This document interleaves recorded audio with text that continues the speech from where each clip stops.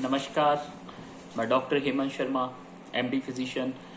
आज आपको नए ड्रग के बारे में बताना जा रहा हूं, जिसको आप एंटी कोरोना ड्रग बोल सकते हैं या फिर हम इसको बोल सकते हैं 2DG।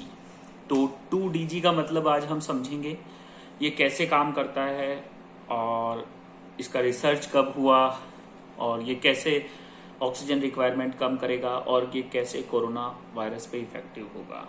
ठीक है, तो इसको हम बोलते हैं 2-डीऑक्सी डी ग्लूकोज। ये ड्रग बनाया जा रहा था कैंसर के लिए, पर अब ये यूज आएगा कोविड पेशेंट्स में उनके ट्रीटमेंट के लिए, ताकि उनका ऑक्सीजन रिक्वायरमेंट कम हो। तो कैसे कम होगा ऑक्सीजन रिक्वायरमेंट, तो मैं आपको बताता हूं इसके बारे में। इस ड्रग को बनाया DCGI ने, drugs controller general of India, और इसको डेवलप किया है उन्हीं के एक इंस्टीट्यूट ने, institute of nuclear medicine allied science with collaboration of doctor Reddy's. ठीक है, अब इसका जो ट्रायल हुआ था वो था अप्रैल 2020 में। फर्स्ट सेकंड फेज किया गया, सेकंड फेज आया इसमें। सेकंड फेज का जो ट्रायल था मई से लेके अक्टूबर 2020 तक, इसमें 2 हॉस्पिटलों में कंडक्ट हुआ, जिसमें 110 पेशेंट्स, 110 मरीजों को लिया गया और उसमें काफी अच्छा रिजल्ट देखा गया।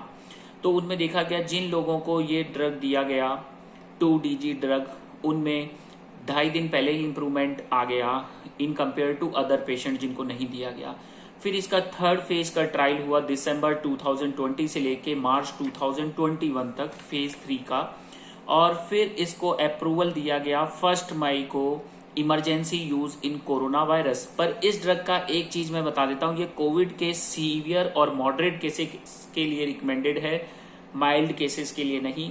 और इस दवाई को अभी तक कैंसर के लिए अप्रूवल नहीं मिला है, पर कोरोना वायरस के लिए अप्रूवल मिला है इमरजेंसी यूज के लिए। ठीक है, अब मैं इसमें बताता हूं इसमें क्या होता है। जेनेरिक मॉलिक्यूल है, ये एक ग्लूकोज की तरह है। अगर इसको हम जितना ज्यादा चाहें उतना ज्यादा इसको बना सकते हैं।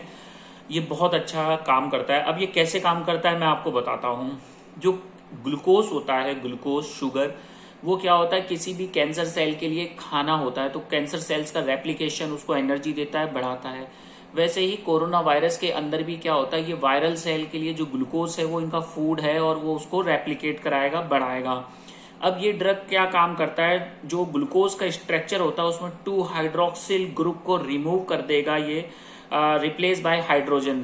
तो हाइड्रोजन उसमें रह जाएगा और वही सेल्स इसके ग्लूकोज के रेप्लिकेशन को रोकेंगे। अब ये कहाँ काम करता है, ये नॉर्मल सेल पे जाके एक्ट नहीं करेगा, ये इन्फेक्टेड सेल पे जाके एक्ट करेगा। इसका उन्होंने स्लाइड भी पब्लिश किया है, जो कि आप गूगल पे जाके देख सकते हैं, कि जो इन्फेक्टेड सेल्स के रिसेप्टर हैं उस पे जाके ये अटैक करता है, ताकि वो वायरल रेप्लिकेशन रुक जाता है।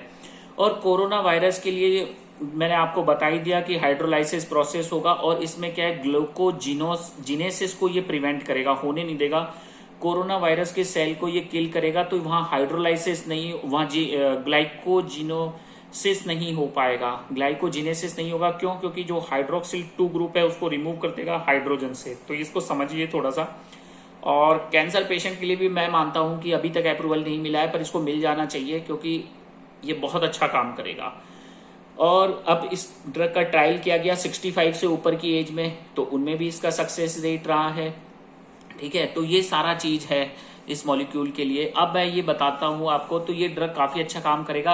अब जैसे रेमडेसिविर था वो एंटीवायरल था, वो आईवी दे रहे थे, सुपर एंटीबायोटिक्स वगैरह, स्टेरॉइड्स वगैरह, ये सब आईवी थे। पर इस ड्रग का एक एडवांटेज है, ये शैशे के फॉर्म में आएगा, पानी में घोल के आप पी सकते हैं, और ये काफी अच्छा काम करेगा। तो इसका ट्रायल हुआ है, उनके रिजल्ट्स हैं, और अब इसका यूज भी होगा, क्योंकि अब कोविड की और भी वेव्स आ सकती हैं, 3rd वेव, 4th वेव, क्योंकि ये अब सबको तो पता है कि ये एक बायोलॉजिकल वेपन है। और लास्ट में मैं एक मैसेज देना चाहूंगा, क्योंकि अभी जो वॉर है वो केमिकल वॉर हो चुका, first world war, nuclear war हो चुके हैं, सेकेंड वर्ल्ड वॉर।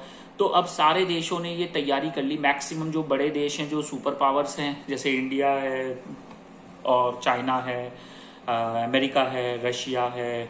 तो जो बड़े पावरफुल देश हैं इनके पास न्यूक्लियर है, और इनके पास न्यूक्लियर से बचने की भी टेक्निक है, बहुत सारी चीजें हैं। पर अभी तक पूरा देश ये तैयार नहीं था, पूरी दुनिया बायोलॉजिकल वेपन से फाइट करने के लिए। तो ये देखा जाएगा कि अभी जल्दी ही पब्लिश होंगी ये स्टडीज भी, कि चाइना ने पूरी दुनिया को ट्रबल दे दिया है और 32 लाख लोग पूरी दुनिया के मारे जा चुके हैं कोरोना से, क्योंकि ये बायोलॉजिकल वेपन है, ये इन्होंने छोड़ा है।